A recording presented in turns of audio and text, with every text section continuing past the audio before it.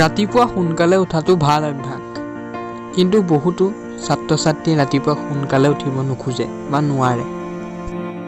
সকলোৱে ৰাতিপুৱা সোনকালে উঠিবলৈ কয়, আনহাতে বহুতো ছাত্ৰ-ছাত্ৰীয়ে মাক-বাপেকৰ পৰা গালিও খায়, কিন্তু তথাপিও সোনকালে উঠিব নোৱাৰে। এলাৰ্ম দিলেও আমি বন্ধ কৰি কেতিয়াবা শুই পৰোঁ, তথাপিতো আমি সোনকালে উঠিব নোৱাৰোঁ।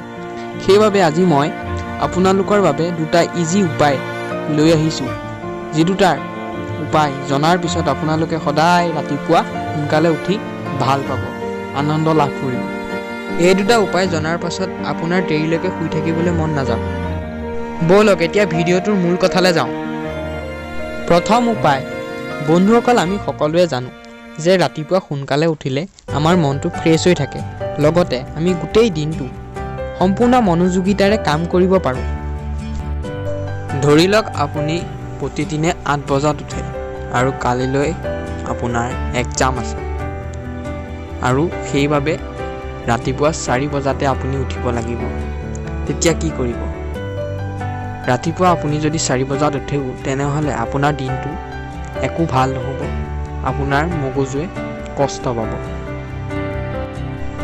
কালিলৈ আপুনি 4 বজাত উঠিবই বিচাৰে তেনেহ'লে আপুনি এসপ্তাহৰ আগৰ পৰা অভ্যাস কৰিব লাগিব। আপুনি এঘণ্টাকৈ সদায় আগুৱাই আনিব নিজৰ সময়টো, তেতিয়াহে আপুনি সোনকালে উঠিব পাৰিব। ভুকুতে কলটো নপকে, ঠিক তেনেদৰে এই অভ্যাসটো আপোনাৰ একেদিনাই কৰিলে আপুনি কেতিয়াও ফলপ্ৰসূ হ'ব নোৱাৰিব। গতিকে অতি কমেও 2 সপ্তাহমান সময়ৰ আপোনাৰ প্ৰয়োজন হ'ব পাৰে এই অভ্যাসটো, তেতিয়াহে আপোনাৰ সম্পূৰ্ণৰূপে আহি পৰিব। বন্ধুসকল, এনে নকৰিব যে আপুনি ৰাতিপুৱা সোনকালে উঠিব লাগে, সেইবাবে নিজৰ টোপনি ক্ষতি কৰি সোনকালে উঠক। সেইটো কেতিয়াও শুদ্ধ নহয়।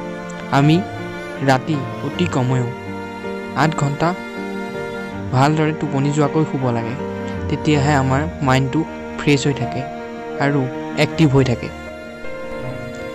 সেইবাবে বন্ধুসকল, 1 ঘণ্টা বা আধা ঘণ্টা কৰি আপুনি নিজৰ সময়টো আগুৱাই আনক আৰু আনি এটা নিৰ্দিষ্ট সময়ত, যিটো সময়ত আপুনি উঠিব বিচাৰে সেই সময়টোত ৰৈ যাওক।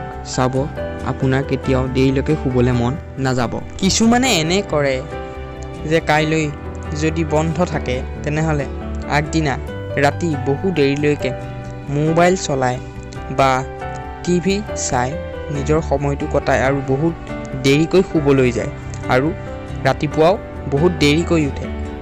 তেনে কেতিয়াও নকৰিব। এনে কৰিলে আপোনাৰ গোটেই সপ্তাহটোলৈ আপোনাৰ মাইণ্ডটো ফ্ৰেছ হৈ নাথাকে আৰু আপোনাক এলাহ অৱসাদে আগুৰি ধৰিব। বন্ধুসকল, সেইবাবে আপোনালোকে নিজৰ শোৱা সময় আৰু উঠা সময় ফিক্স কৰি ল'ব যে মই ইমান সময়ত সদায় শুম আৰু ইমান সময়ত সদায় উঠিম। তেতিয়াহে আমাৰ মাইণ্ডটো ৰিলেক্স হ'ব পাৰে। এতিয়া দ্বিতীয় টিপছটো চাওঁ আহক।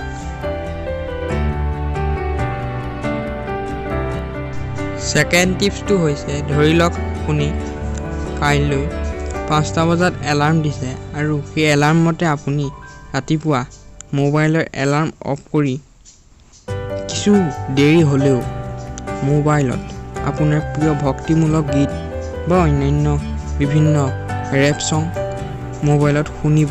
তেতিয়া আপোনাৰ টোপনি কমপ্লিটলি ভাগি যাব আৰু লগতে কাষতে এগিলাচ কুহুমীয়া গৰমপানী নিশ্চয় থ'ব।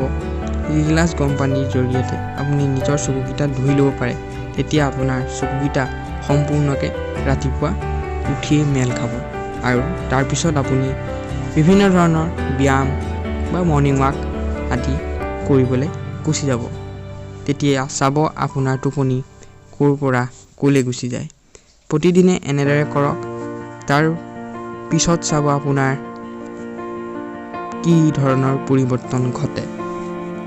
বন্ধুসকল, আমি জানো যে দেৰিলৈকে শুই থাকিলে আমাৰ বহুতো বেমাৰ হয়। এতিয়া নহয়, পিছলৈ বহুত বেমাৰ হ'ব পাৰে।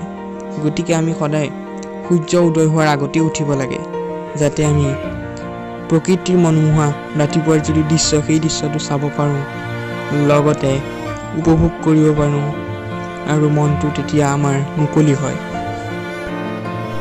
বন্ধুসকল, ভিডিঅ'টো কেনে পালে কমেণ্ট বক্সত জনাব। আৰু লগতে এটা কথা কৈ থওঁ যে মোৰ ভিডিঅ' বনোৱাৰ ইমান এক্সপিৰিয়েঞ্চ নাই, বহুতো ভুল ত্ৰুটি হ'ব পাৰে, সেইখিনিৰ বাবে ক্ষমা কৰিব। লগতে এটা কথা কৈ থওঁ যে ভিডিঅ'ত যিখিনি পিকচাৰ দেখিছে সেই পিকচাৰখিনি মই অন্য এটা ভিডিঅ'ৰ পৰা কালেক্ট কৰিছোঁ, কিন্তু যিখিনি কথা কৈছোঁ মই সেইখিনি মোৰ নিজৰ। যদি ভিডিঅ'টো ভাল পালে তেনেহ'লে লাইক, শ্বেয়াৰ আৰু ছাবস্ক্ৰাইব নিশ্চয় কৰিব আৰু লগতে কাষতে থকা বেল আইকনটো ক্লিক কৰি দিব, তেতিয়াহে মোৰ ভিডিঅ'বোৰ আপুনি আগতীয়াকৈ পাব।